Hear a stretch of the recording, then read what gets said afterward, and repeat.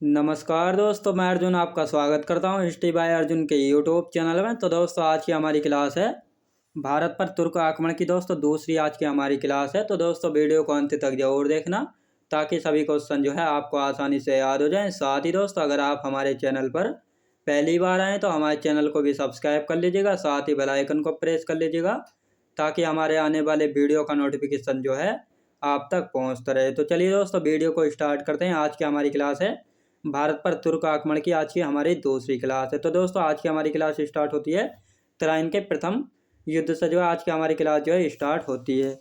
तो दोस्तों, तराइन का प्रथम युद्ध जो है 1191 ईस्वी में जो है लड़ा गया था। अब यह किन किन के बीच लड़ा गया था? मोहम्मद गौरी एवं पृथ्वीराज चौहान के बीच जो है तराइन का प्रथम युद्ध जो है लड़ा गया था 1191 ईस्वी में। पृथ्वीराज चौहान को दोस्तों लाए पिथौरा और पृथ्वीराज तृतीय के नाम से भी जो है जानते हैं।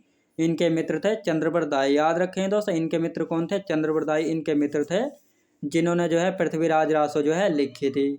दोस्तों, तराइन के प्रथम युद्ध में जो है गौरी की जो है हार हुई थी। याद रखें दोस्तों, तराइन के प्रथम युद्ध में जो कि 1191 ईस्वी में जो है लड़ा गया था, इसमें गौरी की जो है हार हुई थी। पृथ्वीराज चौहान ने जो है मोहम्मद गौरी को जो है बहुत बुरी तरह से मारा था और मारकर जो है भगा दिया था। तो बुरी तरह पराजित होकर जो है मोहम्मद गौरी भाग गया था और इसने दूसरी बार जो है यानी 1 साल के बाद जो है 1192 में जो है इसने दोबारा युद्ध किया। यानी तराइन का द्वितीय युद्ध कब हुआ था? तो 1192 में जो है हुआ था। तराइन कहाँ पर पड़ता है दोस्तों? तराइन जो है हरियाणा में जो है पड़ता है तराइन। अब आते हैं दोस्तों चंद्रप्रदायी। दोस्तों, चंद्रप्रदायी जो है पृथ्वीराज चौहान के मित्र थे। इन्होंने एक पुस्तक लिखी थी पृथ्वीराज रासो। दोस्तों, इसको जो है पूर्ण नहीं लिख पाए थे। इसको पूर्ण किसने लिखा था? तो जलहण ने जो है इसको पूर्ण किया था। जलहण कौन था? तो चंद्रप्रदायी का पुत्र था जलहण, जिसने जो है पृथ्वीराज रासो पुस्तक को जो है पूरा किया था।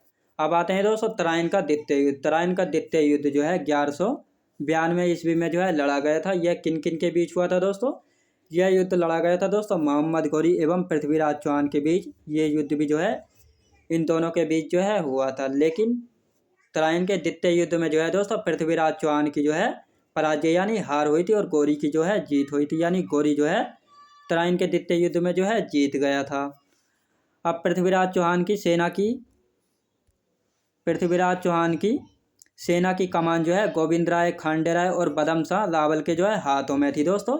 यानी प्रथम तराइन का युद्ध हुआ था, यानी 1191 तराइन का प्रथम युद्ध हुआ था। उसमें भी जो है पृथ्वीराज चौहान के सेनापति कौन थे? गोविंद राय, खांडे राय और बदम शाह लावल, तो इनके हाथों में थी। लेकिन तराइन के द्वितीय युद्ध जब 1192 में तराइन का द्वितीय युद्ध हुआ था, तो इसमें जो है पृथ्वीराज सेना की कमान जो है गोविंद राय, खांडे राय और बदम शाह लावल के हाथों में थी। लेकिन ये तीनों जो है इस युद्ध में जो है मारे गए थे।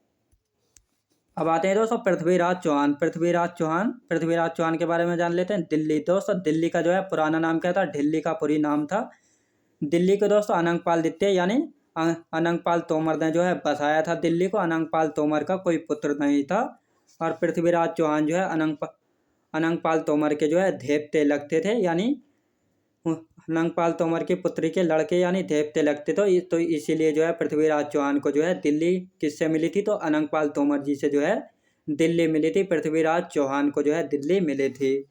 पृथ्वीराज चौहान के पिता व माता। दोस्तों, पृथ्वीराज चौहान के पिता कौन थे? सोमेश्वर सिंह चौहान जो है पृथ्वीराज चौहान के पिता थे और कर्पूरा देवी जो है पृथ्वीराज चौहान की माता थी। याद रखेंगे। पृथ्वीराज चौहान के भाई। दोस्तों, पृथ्वीराज चौहान के भाई कौन थे? तो हरिराम थे पृथ्वीराज चौहान के भाई। अब पृथ्वीराज चौहान के भाई कौन थे? हरिराम थे। अब आते हैं दोस्तों इनकी प्रेमिका कौन थी? तो इनकी प्रेमिका थी संयुक्ता यानी संयोगिता जो है इनकी प्रेमिका थी, जो कि जयचंद्र की पुत्री थी। दोस्तों, जयचंद्र कौन था? जयचंद्र जो है गैडवाल का राजा था। गैडवाल यानी जहाँ पर चौहान वंश का शासक था, तो उसका पड़ोसी राजा कौन था?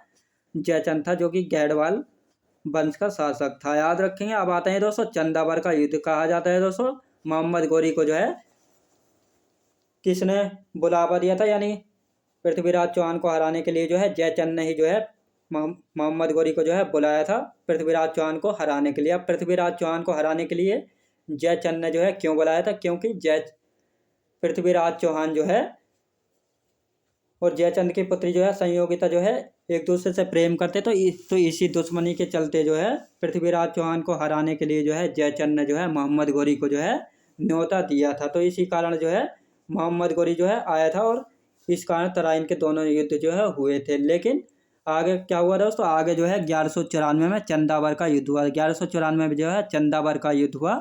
अब चंदावर का युद्ध दोस्तों किन किन के बीच हुआ था? चंदावर का युद्ध मोहम्मद गोरी एवं जयचंद के बीच जो है हुआ था। चंद यानी गैड़वाल वंश के राजा थे जो कि कन्नौज पर जो है शासन जो है करते थे। अब गोरी की जो है जीत हुई थी। याद रखें दोस्तों 1194 में जो है चंदावर का युद्ध हुआ था।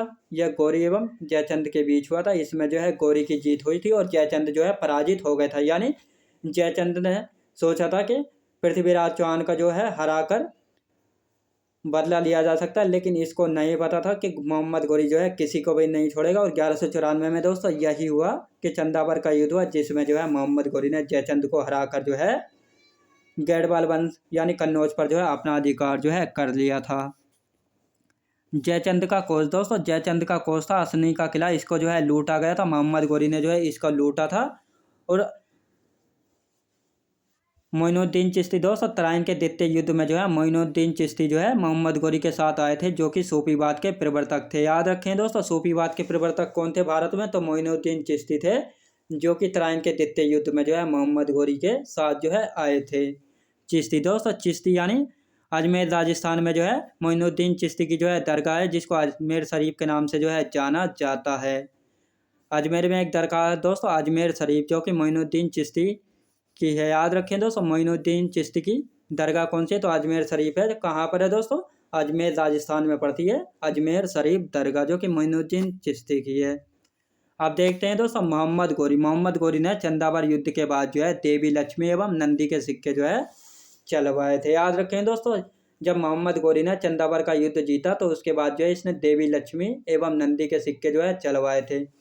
और उत्तर भारत में जो है एकता प्रथा चलवाई थी दोस्तों। उत्तर भारत में यानी दक्षिण भारत में जो है एकता प्रथा चलवाई थी दोस्तों। एकता प्रथा क्या होता है? यानी जो इसकी सेना में सैनिक वगैरह थे जो इसके लिए जो है लड़ते थे, अब उनको या तो सैलरी चाहिए या कुछ और चाहिए, क्योंकि ऐसे तो एक किसी के लिए जान नहीं दे सकते सैनिक। तो इसलिए जो है मोहम्मद गोरी ने जो है एकता देने की प्रथा चलाई। अब दोस्तों एकता क्या होता है? एक जमीन का टुकड़ा होता है। इस एकता यानी सैनिकों को दिया जाता था कि इस पर खेती करो और अपने परिवार का जो है पालन पोषण करो।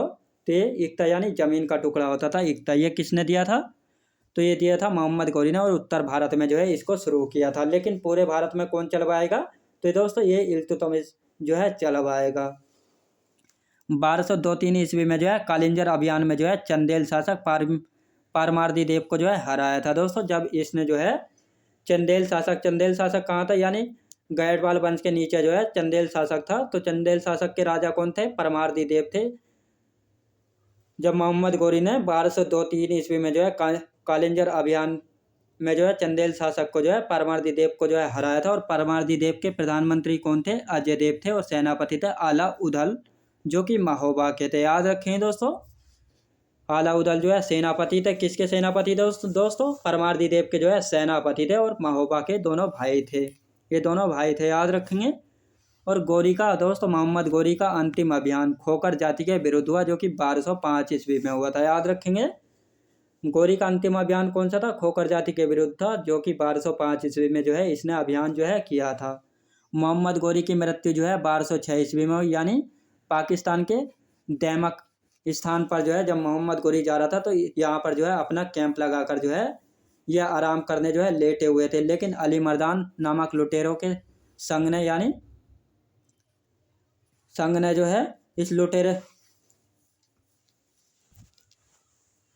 इस कैंप पर जो है आक्रमण कर दिया और मोहम्मद गोरी की जो है अली मर्दान ने गर्दन काट कर जो है हत्या कर दी थी। अब जब मोहम्मद गोरी की हत्या हो गई यानी मृत्यु हो चुकी तो मोहम्मद गोरी के जो है 4 दास थे दोस्तों। मोहम्मद गोरी के 4 दास थे। 4 दास कौन कौन से थे दोस्तों? ये 4 दास थे। पहला था दोस्तों यलदोज, कुबाचा, ऐबक और बख्तियार। ये 4 दास थे। 4 दास यानी गुलाम थे मोहम्मद गोरी के। तो इनको जो है मोहम्मद गोरी ने जो है अपना साम्राज्य जो है बांट दिया था। यलदोज को मिला था दोस्तों गजनी क्षेत्र। कुबाचा को मिला था दोस्तों सिंध क्षेत्र यानी मुल्तान, काबुल और खानदार। ऐबक को मिला था दोस्तों दिल्ली और लाहौर का क्षेत्र जो है मिला था, और बख्तियार को बंगाल और बिहार का क्षेत्र जो है मिला था दोस्तों। यल्दोज यानी ऐबक का ससुर था। आगे चलकर जब दिल्ली सल्तनत के बारे में पढ़ेंगे तो ऐबक जो है यल्दोज की बेटी से जो है अपनी शादी जो है कर लेता है, और कुबाचा से जो है कुबाचा को जो है अपना जीजा बना लेता है, यानी कुबाचा से अपनी बहन की जो है शादी कर लेता है। तो इस प्रकार जो है इनको अपने पक्ष में जो है कर लेता है कि यानी इसको पता है कि आगे ये आवाज़ उठा सकते हैं, तो इसीलिए जो है इनसे संबंध जो है बना लेता है। अब आते हैं दोस्तों गोरी के समय विद्वान। गोरी के समय विद्वान कौन कौन थे? तो फरुखुद्दीन राजी और नजामी उरूसी जो है गोरी के समय जो है विद्वान थे। अब आते हैं दोस्तों बख्तियार खिलजी। बख्तियार खिलजी ने जो है नष्ट किए विश्वविद्यालय। बख्तियार खिलजी ने है कौन कौन से विश्वविद्यालय जो है नष्ट करवाए थे, तो इनके बारे में बख्तियार खिलजी ने नष्ट किए विश्वविद्यालय। तो पहला था दोस्तों नालंदा विश्वविद्यालय, जो 1199 से 1200 ईस्वी के बीच जो है नालंदा विश्वविद्यालय को जो है नष्ट कराया था, जो कि बिहार राज्य में था। विक्रमशिला विश्वविद्यालय को नष्ट कराया था दोस्तों, जो कि बंगाल में था, और अदंतपुरी विश्वविद्यालय को, जो कि बिहार में था। और बख्तियार खिलजी पूर्व में जो है मोहम्मद गोरी का सेनापति था, और बाद में जो है ऐबक का सेनापति बना। याद रखेंगे, यानी बख्तियार खिलजी पूर्व में यानी पहले जो है मोहम्मद गोरी का सेनापति था, लेकिन जब मोहम्मद गोरी की हत्या यानी मृत्यु हो चुकी थी, तो उसके बाद जो है मोहम्मद गोरी के बाद जो है ऐबक का सेनापति जो है बना था। याद रखेंगे। तो दोस्तों मैं उम्मीद करता हूँ आपको वीडियो क्वालिटी कंटेंट वगैरह सभी कुछ आपको पसंद आया होगा। पसंद आया हो तो लाइक शेयर और सब्सक्राइब करना बिल्कुल भी ना भूलें। साथ ही दोस्तों अगर आप हमारे चैनल पर पहली बार आए हैं तो हमारे चैनल को भी सब्सक्राइब कर लीजिएगा, साथ ही बेल आइकन को प्रेस कर लीजिएगा, ताकि हमारे आने वाले वीडियो का नोटिफिकेशन आप तक पहुँचता रहे। तो चलिए दोस्तों मिलते हैं नेक्स्ट वीडियोज़ में।